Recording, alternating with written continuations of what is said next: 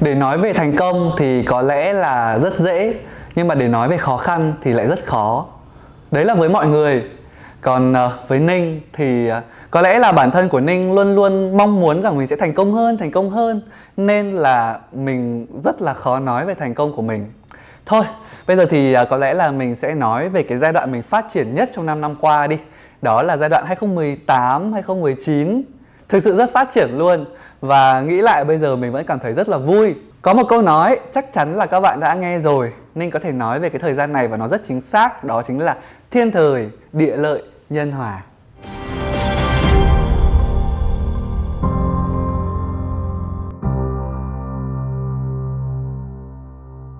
Hello mọi người, mình là Thảo và mình là trợ lý đầu tiên của anh Ninh Tito. Hồi còn làm sinh viên thì mình có làm trợ lý part time cho chị Ly. Và sau đó mình cũng nghĩ là chị Ly thấy mình có vẻ được việc, cho nên là chị ý cũng giới thiệu mình với cả anh Ninh. Và đợt đó là Ninh có tổ chức một buổi meet up. Xin chào mừng tất cả các bạn đang có mặt trong Instagram Shining Together ngày hôm nay.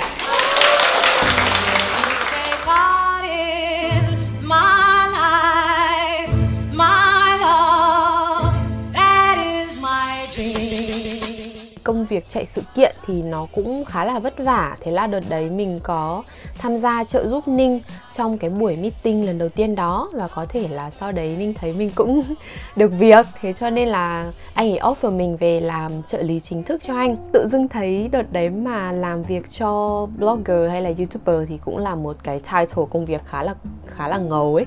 Thế là mình quyết định về làm full time cho Ninh khoảng từ đầu năm 2018. Và trong cái thời gian đầu thì công việc của mình chủ yếu là trả lời email này, báo giá, làm việc với cả các bên agency hay là những cái bên khách hàng mà book Ninh. Ninh nhớ là cái thời điểm đấy thì một mình Ninh không thể xuể được công việc nữa, khi mà lời mời hợp tác từ các nhãn hàng nhiều hơn, phải làm việc rất nhiều qua email này, xong rồi Ninh vẫn phải quay 3 clip một tuần, xong rồi thêm cả lịch chụp ảnh rồi tất cả mọi cái lịch sự kiện khác, thì buộc lúc đấy mình phải tìm một cái người nào đó có thể giúp đỡ mình. Và có lẽ Ninh phải nói rằng là cuộc đời của Ninh rất là may mắn vì đã gặp được Thảo. Thời gian đầu thì bọn mình còn chưa có văn phòng ấy. Mình làm việc hầu như là ở ngoài. Kiểu như là hai đứa hay tìm những cái quán ăn này và đến đấy quay, chụp ảnh. Rồi có khi là hay làm việc ở các quán cà phê thôi. Thỉnh thoảng thì đợt đấy cái series ở nhà Ăn Cả Thế Giới của Ninh được sự ủng hộ của các bạn fan rất là tốt. Thế cho nên là thỉnh thoảng mình cũng có đến làm việc tại nhà của Ninh nữa. Thế là đợt đó thì mình nhớ cái căn phòng nhỏ đấy của Ninh. Bọn mình làm khá là nhiều series, chụp khá là nhiều ảnh ở trong căn phòng đó. Đây, không biết các bạn có nhớ căn phòng này không? Cháu mình thì đang ngồi học ở đằng kia. Đây thì không còn là phòng mình nữa rồi.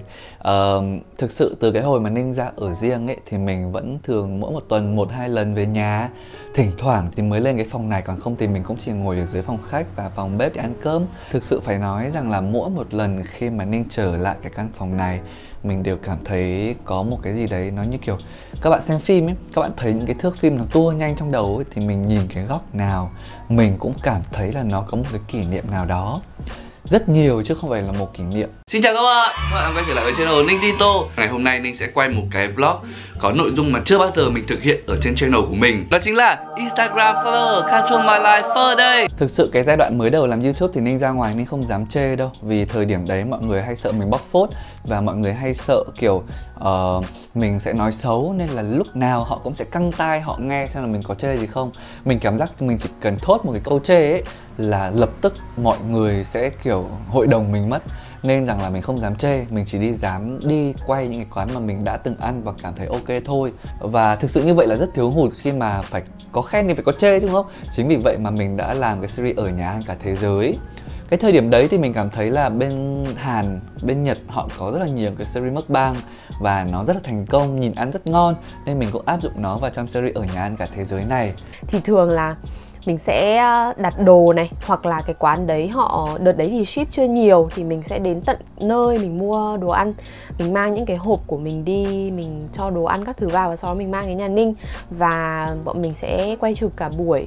Long có đọc những cái comment trong series Ở Nhà Ăn Cả Thế Giới của Ninh thì người xem dành khá nhiều lời khen tới cái hình thức mà Ninh đưa nội dung đến cho mọi người.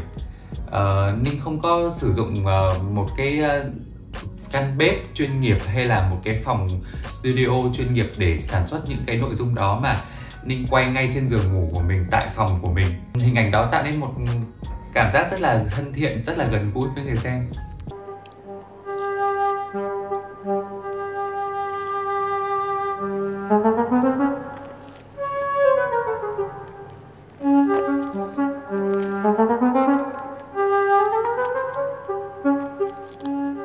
Bỏ khô à?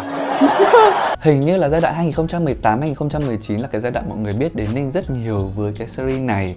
Tại vì sao? Khi mà Ninh gặp mọi người ở ngoài, kể cả các bạn trai Ninh hay là các cô chú, các anh chị là có con nhỏ ấy, thì đều bảo với mình rằng là bạn này hay ngồi một chỗ ăn đúng không? Con nhà chị xem thì con nhà anh xem, cháu nhà bác xem. Nhìn ăn ngon quá, nhìn rất là duyên luôn. Và cháu thì lại thường hay đòi là mua gà rán với mua mấy thứ theo chú.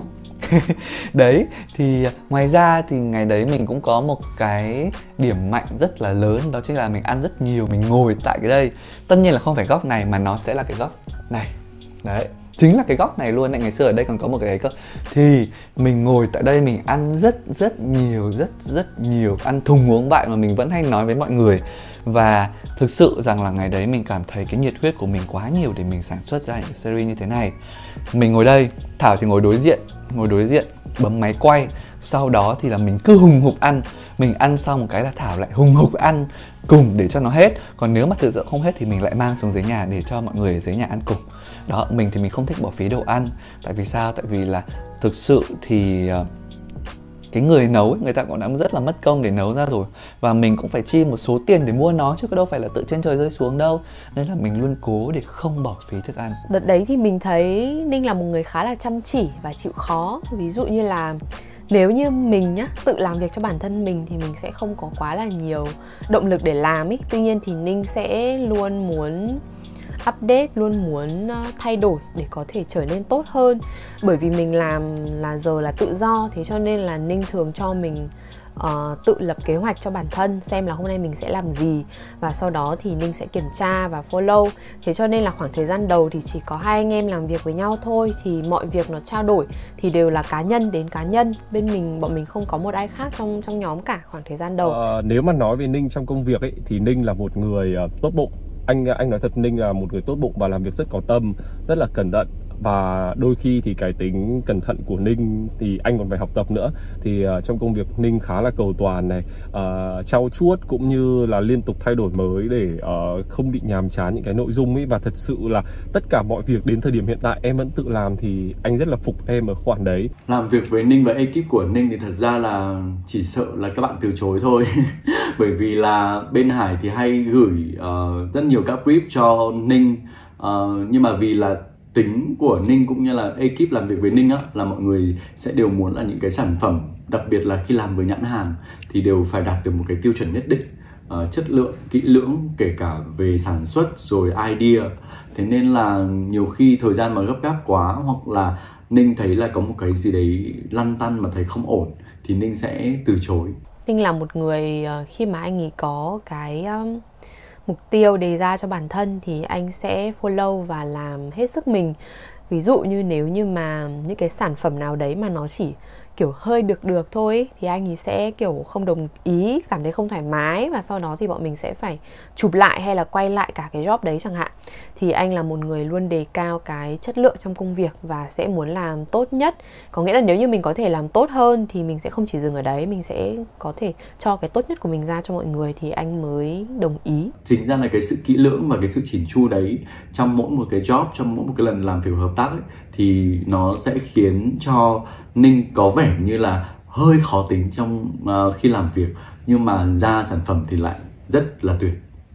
Điều mình phải cảm ơn công việc này có lẽ đó chính là mình có cơ hội được làm việc với rất là nhiều các nhãn hàng lớn, thậm chí là siêu lớn, không chỉ riêng trong ngành F&B mà còn rất là nhiều những cái mảng khác. Không biết các bạn theo dõi sự nghiệp của Ninh, các bạn có nhớ cái giai đoạn mà năm 2018 Ninh có cơ hội được làm việc với cả Google Việt Nam không? Thực sự đấy là một cái cơ hội rất là lớn và đáng nhớ với mình kinh khủng khiếp luôn. Chúng ta hãy thử hỏi mọi người quanh đây vài câu hỏi thật đơn giản để xem những câu đơn giản có dễ dàng trả lời không nhá.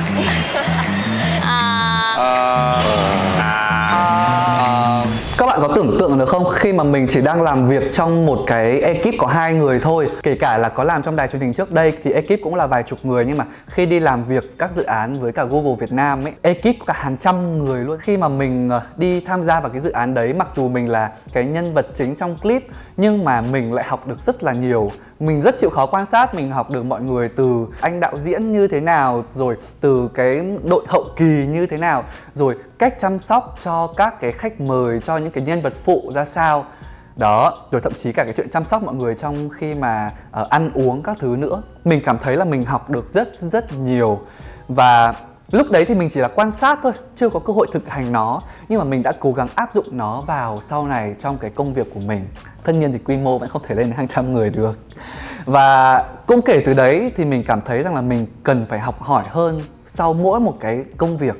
Và sau này khi mà làm việc với cả Coca-Cola, với Baemin, Grab, rất là nhiều những cái bên lớn, hay thậm chí là cả những cái bên mỹ phẩm, mình cũng cố gắng học hỏi họ trong cái cách họ làm việc, trong những cái yêu cầu của họ, làm thế nào để khán giả thích, làm thế nào để có thể đưa ra được những cái nội dung mà phù hợp với nhãn hàng lẫn phù hợp với cả cá nhân mình, cái cá tính của mình. Thì mình học được rất là nhiều.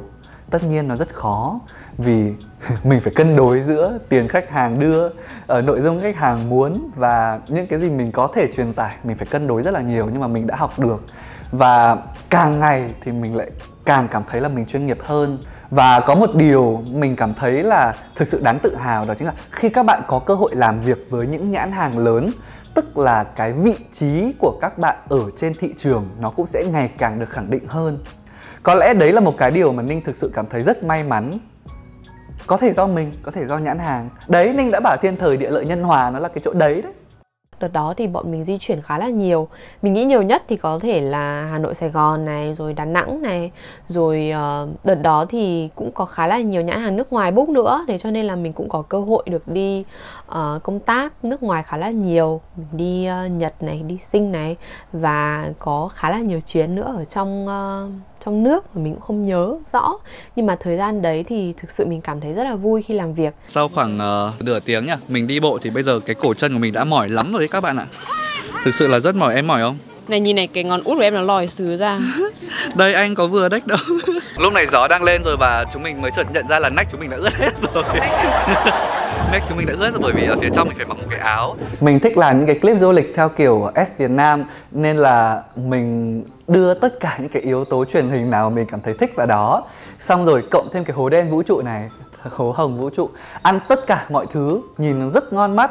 Và cái sự vui tươi nhí nhảnh của Ninh cái thuở ban đầu làm YouTube, nó tổng hòa lại khiến cho những cái clip du lịch của mình chắc chắn các bạn sẽ rất là thích xem. Và đấy là một trong những cái series mà rất là nhiều thành công của Ninh ở trong đó. Huế là một trong những thành phố đẹp nhất Việt Nam với những kiến trúc cung điện, đền đài, lăng tẩm cổ kính vẫn còn giữ lại được sự uy nghi của cả một triều đại. Ninh còn thích Huế bởi ở đây có một nhịp sống rất nhẹ nhàng và con người thì vô cùng gần gũi đáng yêu. Quan trọng nhất, Huế là cái nôi của một nền văn hóa ẩm thực lâu đời cùng với nhiều món ăn ngon nức lòng thực khách mà trong 4 tập Ninh Travel tại Huế tới đây chúng ta sẽ cùng nhau khám phá. Ở Việt Nam thì không nói, mình đã có cơ hội làm việc với rất nhiều các khách sạn rồi các cái tour du lịch thì mình không nói, nhưng mà khi mà đi ra nước ngoài, rất là nhiều những cái tour du lịch ở nước ngoài hay thậm chí là các tổng cục du lịch ấy, họ cũng tìm đến mình, đặt hàng mình, mời mình sang đó để quay. Và mình cũng đi rất là vui, rất hồn nhiên, mình được vừa trải nghiệm vừa làm việc. Thì khi mà lên clip, các bác, nhất là cái hồi đi bên Nhật, bên Sing ấy, họ rất là thích. Các bác kiểu ở tỉnh luôn nhá, hay là ở các cái tổng cục du lịch họ rất là thích những cái nội dung Ninh làm. Thì đấy là cái điều mà Ninh nghĩ rằng là không phải series travel nào cũng có được. Và càng ngày mình lại càng có cảm hứng để làm nhiều những thứ mới. Kiểu như là mình không chỉ loanh quanh ở Việt Nam mà mình còn vươn ra thế giới. Wow. Ohio, good morning Japan. Sawasdee krap. Hello, dajaha. Ni hao. Magandang umaga sa inyong lahat. Nandito kami ngayon sa Universal Studios and excited na kaming lahat. Singapore, thiên đường du lịch và mua sắm, nơi mà trong clip ngày hôm nay các bạn sẽ cùng Ninh và chị Bidobi đi khám phá 1 tỷ món ăn ngon, tiêu thật nhiều tiền, và bên cạnh đó hãy cùng bỏ túi những bí kíp mua quà lưu niệm về nhà cho người thân ở những khu bản địa mà không phải ai cũng biết. Thái Lan hấp dẫn khách du lịch với các món ăn đường phố bởi sự đa dạng về nguyên liệu kết hợp, về hình thức trình bày và được bán chủ yếu ở ngoài trời. tin mình đi, nếu bạn ở khu trung tâm một chút thì cứ hễ bước ra đường là kiểu gì trên vỉa hè cũng tràn ngập các món ăn. Các bạn biết không, những cái năm mà 2018, 2019, trong ekip có 2 người thôi, một mình bạn Thảo, bạn ấy cân tất cả các công việc từ cameraman, rồi lên ý tưởng clip, rồi gọi là chăm sóc cho diễn viên chính là mình, trợ lý cá nhân, xong rồi bạn ấy cân tất. Mà những cái lúc đấy bạn ấy vẫn cầm alo, vâng alo chị ơi công việc thế này công việc thế kia, tức là bạn ấy cân tất cả mọi thứ. Và mình cảm thấy uầy đỉnh thật. Nghĩ lại thì thực sự ngày xưa mặc dù bạn Thảo không có kinh nghiệm nhiều, nhưng mà đi cùng mình và các thứ thì sau này bạn ấy có thể cân tất cả mọi thứ. Ok, cảm ơn Thảo nhé. Mình rất là tự hào về cái công việc đó, bởi vì là tầm tuổi mình đợt đó thì vẫn đang khủng hoảng trong cái việc là tìm một công việc thích hợp. Các bạn ấy sẽ nhảy việc rất là nhiều, chỉ là nhảy từ công việc văn phòng này sang văn phòng khác. Nhưng mà mình thì lại được dịch chuyển khá là nhiều, và kiểu các bạn thấy ở trên những cái trang mạng xã hội của mình lúc nào mình cũng kiểu đi ăn đi chơi, nhưng thực ra đấy là mình đang đi làm việc đấy. Nhưng mà cũng không có cảm giác là đang đi làm việc, bởi vì mình đang được làm một cái mình rất là enjoy, rất là thích. Nhiều người nghĩ rằng là Ninh làm công việc này chỉ vì tiền, nhưng mà thật ra là không phải, bởi vì là có rất nhiều những cái động lực khác nó đến với mình khiến cho mình cảm thấy thích thú với công việc này. Trong đó thì Ninh muốn kể cho các bạn 2 cái mẩu chuyện vui mà Ninh đã từng kể rồi, nhưng mà không biết các bạn có nhớ không. Cái clip đầu tiên của Ninh là bún riêu gánh ấy. Sau một thời gian mà Ninh quay cái đấy đưa lên xong, một thời gian quay lại thì cô ấy có tâm sự với mình lý do vì sao cô ấy quý mình. Tại vì là cái thời điểm đấy thì quán cô ấy sắp đóng cửa ở cái cơ sở chỗ Hàn Bún. Xong rồi cô ấy cũng đã cân nhắc rất là nhiều và quyết định đóng cửa rồi ấy. Nhưng mà khi mà Ninh quay clip đấy xong, lên sóng, tự dưng quán cô ấy đông hơn và rất nhiều các bạn trẻ đến ăn. Rồi cô ấy không thể đóng cửa được nữa vì nó đông khách quá. Và thực sự kiểu như là mình nghĩ rằng là mình chỉ đi quay cho vui, phục vụ cho công việc của mình thôi. Nhưng mà khi nghe được những cái câu chuyện đấy thì mình cảm thấy là tự dưng mình cũng có thể giúp được người khác một cách, đời đấy làm gì có tiền, đời đấy là đi làm vì đam mê, vì sở thích và vì quyết định của mình đã phải làm. Thì mình cảm thấy rất vui. Bây giờ mỗi một lần quay lại thì cô ấy đều không lấy tiền, hoặc là ví dụ mình ăn đông quá thì cô cũng lấy cái 50-70 nghìn, cô ấy lấy cho có vốn thì cô cũng không lấy nhiều. Thì đấy là cái câu chuyện thứ nhất. Và câu chuyện thứ hai, không biết các bạn có nhớ cái quán Chibo Okonomiyaki ở Kim Mã ấy. Thì sau khi mà Ninh lên clip đấy xong, tự dưng quán đấy nhá, đáng lẽ là toàn người Nhật người ta đi ăn thôi, người Nhật mà kiểu họ ở cái khu Kim Mã ấy. Nhưng mà sau đấy rất nhiều các bạn trẻ đến ăn và chỉ gọi đúng cái combo của Ninh ở trong cái clip. Thế là tuần nào cái chị quản lý ở đấy chị cũng nhắn tin cho mình cảm ơn. Tuần nào cũng nhắn tin là ui em ơi tuần này đông khách quá chị cảm ơn em ơi, ui tuần này nó lại đông em ạ, mọi người chỉ gọi cái của em thôi. Cũng được ấy nhỉ. Quán đấy cũng không phải quán mình lấy tiền luôn, nhưng mà thực sự mình cảm thấy rất là vui vì mình có thể giúp cho mọi người, những cái quán mình đi làm có được một cái gì đó. Và đây là một cái công việc nó nằm trong một cái hệ sinh thái cộng sinh. Mình tốt thì người ta cũng tốt và ngược lại. Thì đấy là cái động lực mà, một trong những cái động lực lớn nhất để mình duy trì cái công việc này đến tận bây giờ.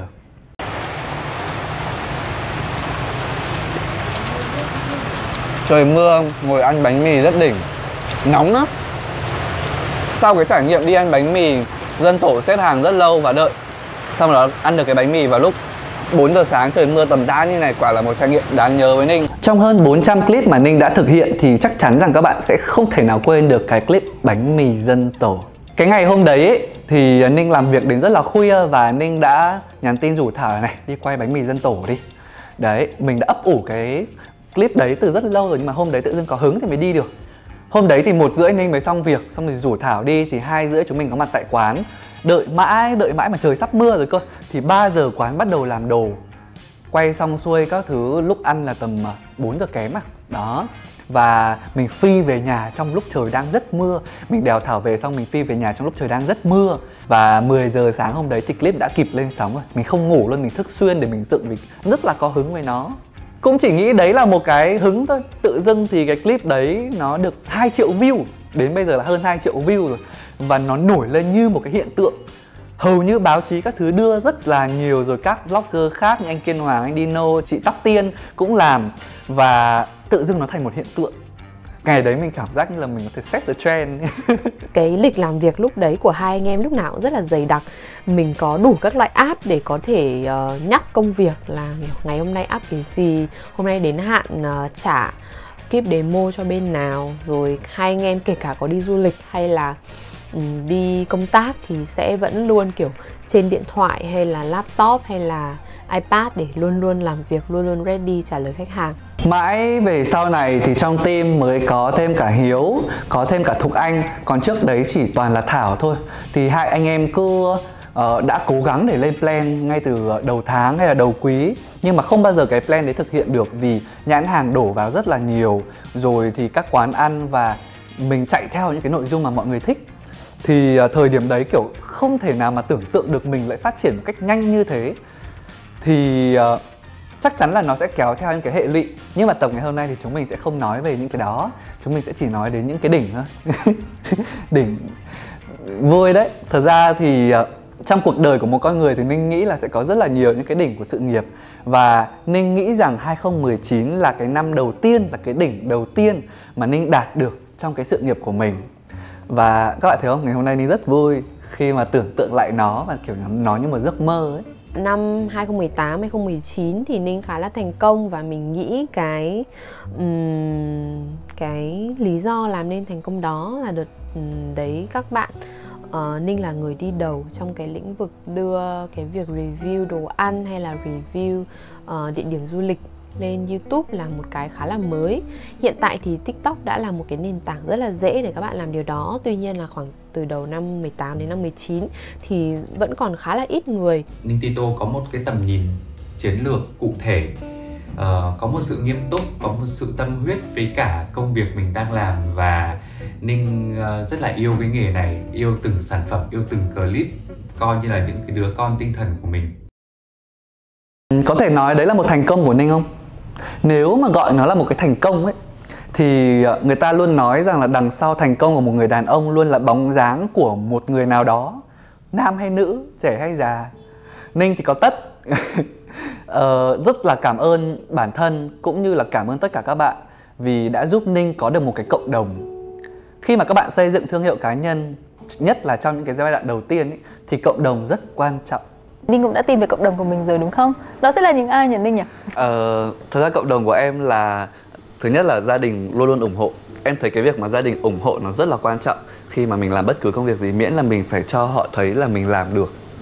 Thứ hai là sẽ là các bạn trẻ như em, nhỏ hơn em, lớn hơn em một chút, những người mà thực sự đang thấy là mình coi trọng công việc này và đang luôn luôn cố gắng để phát triển, đưa cho họ những thông tin hữu ích. Và thứ ba sẽ là những gọi là em rất vui một cái là đối tượng của em nó khá là rộng, thì cả các bà các mẹ cũng xem và thực sự là các bé cũng xem, thì em nghĩ là các bé sẽ lớn lên cùng mình và mình sẽ làm thế nào đấy để cân bằng giữa cái nội dung hiện tại và nội dung sau này để mình có thể duy trì được công việc. Trong cộng đồng đó thì đông đảo nhất là các bạn trẻ tầm từ 18 đến 24.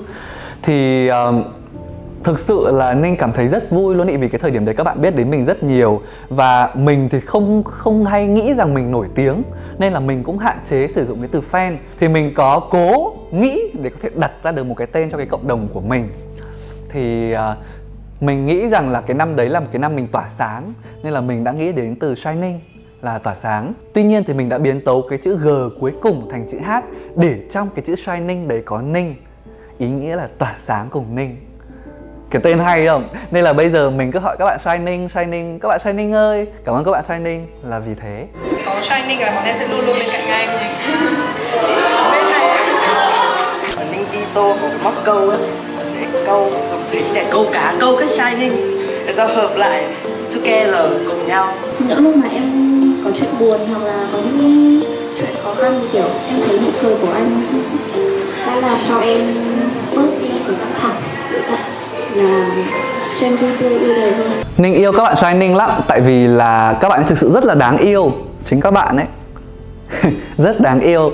Cái thời gian đầu khi mà Ninh còn nhiều thời gian rảnh ấy thì cuối tuần nào mình cũng tổ chức những cái buổi offline nho nhỏ, mỗi buổi tầm khoảng 20-30 bạn. Thì chúng mình đi ăn bún riêu cùng nhau, chúng mình đi ăn chân gà nướng cùng nhau. Rồi các bạn cảm giác như kiểu một lớp đi tham quan quanh Hà Nội, cứ rong ruổi như thế này, và mình là lớp trưởng. Đó, rất là vui, ngày đấy rất là vui. Hay thậm chí là thời điểm đấy khi mà mình đi Đà Nẵng hay mình đi vào Sài Gòn, mình cũng cố gắng tổ chức những cái buổi như vậy ở những cái quán trà sữa hay là ở những cái quán cà phê. Và các bạn ấy đến, các bạn ấy trò chuyện với mình, các bạn ấy gặp mình ở ngoài đời, mình cảm thấy thực sự rất là đáng quý. Mãi về sau này khi mà mình có quá nhiều việc rồi, không còn thời gian, cuối tuần nào cũng đi và sức cùng lực kiệt rồi, thì lúc đấy mình bắt đầu chuyển hướng tổ chức ra những cái buổi fan meeting lớn hơn. Mỗi cái buổi đấy thì sẽ có khoảng 70 đến 100 bạn. Lúc đầu mình chỉ tổ chức ở Hà Nội thôi, sau đấy thì lan ra cả 3 miền. Và mình cảm thấy những cái buổi đấy thực sự rất là ý nghĩa. Vì ngoài cái chuyện là các em được gặp anh Ninh thì các bạn ấy còn chia sẻ cho mình rất là nhiều điều. Và chính những cái ôm, những cái bắt tay, rồi những cái ánh mắt của các bạn đã tiếp thêm động lực cho Ninh mãi về sau này. Happy birthday to you, happy birthday to you, happy birthday, happy birthday, happy birthday to you. Và đấy là lý do vì sao mà Ninh cảm thấy tự hào vì Ninh có một cái cộng đồng các bạn trẻ như vậy. Và không chỉ dừng lại các bạn trẻ thì Ninh nhớ rằng là các bạn bé bé cũng xem. Thì các bạn bé bé xem là bố mẹ các bạn ấy cũng xem, rồi ông bà các bạn ấy cũng xem. Thì tự dưng cái cộng đồng của Ninh nó rất là đa dạng, rất là lớn. Và thực sự cái động lực rất lớn là từ các bạn. Cho ôm cái. 2 năm nay thì Ninh không tổ chức được cái buổi fan meeting nào tại vì là dịch quá. Nên là Ninh tranh thủ mỗi một lần mà Ninh đi travel ở đâu đó, du lịch ở đâu đó thì mình thường hay gọi các bạn ấy trên story Instagram và các bạn ấy dẫn mình đi ăn. Hoặc là mình tranh thủ được buổi tối nào đấy thì mình lại rủ các bạn ra quán cà phê để ngồi. Thì đấy cũng là một cách để mình có thể gần các bạn hơn và các bạn cũng vậy. Thực sự là mình cảm thấy ngày xưa ấy, khi mà mình tổ chức fan meeting ấy, rất là nhiều người có dị nghị bảo là ủa có nổi tiếng đâu, có phải celeb hạng A hạng B gì đâu mà tổ chức fan meeting, ảo tưởng à. Ngày xưa mình còn nghĩ nhưng bây giờ thì mình kệ. Bởi vì thật ra thì mình tổ chức những cái buổi offline như vậy là mình để gặp các bạn. Và chúng mình thực sự có nhu cầu đấy với nhau. Các bạn gặp mình ở ngoài đời xem anh Ninh ngoài như thế nào, và anh Ninh cũng gặp các bạn ở ngoài để là một anh Ninh không phải trên hình, là một anh Ninh bằng xương bằng thịt, là những cái gì thật nhất. Chắc là chỉ những người trong cuộc mới hiểu, nên là Ninh vẫn luôn cố gắng để gặp các bạn. Sau này chắc chắn là dịch hết thì mình sẽ tổ chức nhiều hơn, và hy vọng là lúc đấy các bạn sẽ lại đến gặp mình. Và lúc đấy thì chúng mình đã có nhiều câu chuyện hơn để chia sẻ, nhất là sau khi các bạn xem xong cái chuỗi series 5 tập này. Thật ra thì tối nay mình cũng uống hơi nhiều một chút, cũng muốn chia sẻ thêm với mọi người một chút về gia đình của mình.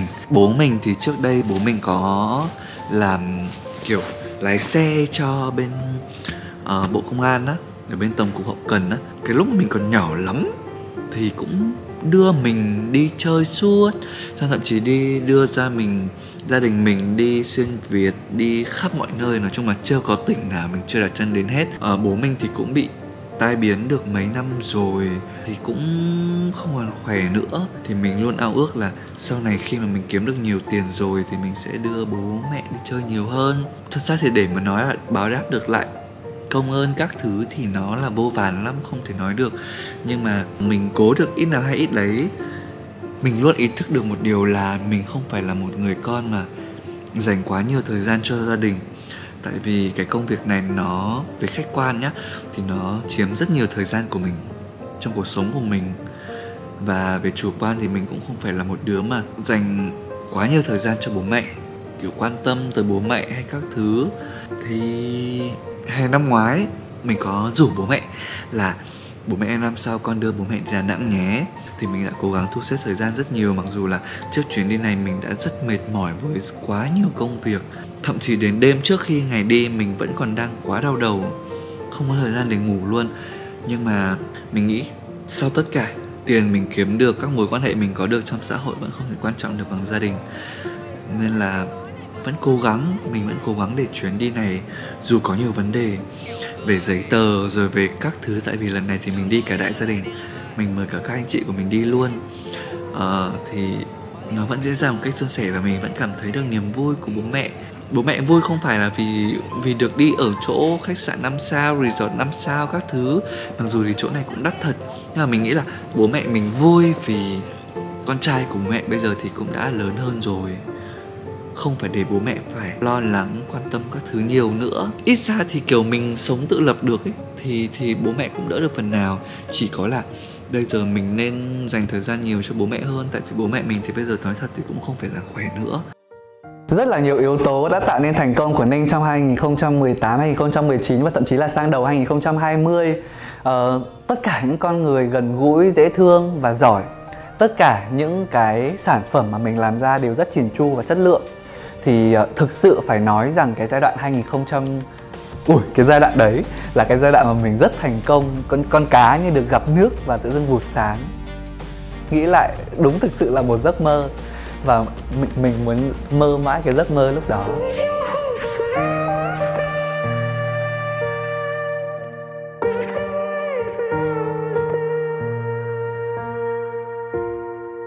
Cái ranh giới giữa cái việc mà cuộc sống của mình nó đúng là như vậy với cái việc mà mình dựng nên một cuộc sống hoàn hảo để cho người khác xem ấy, nó quá mỏng. Cho nên là có một khoảng thời gian là Ninh bị sống ảo.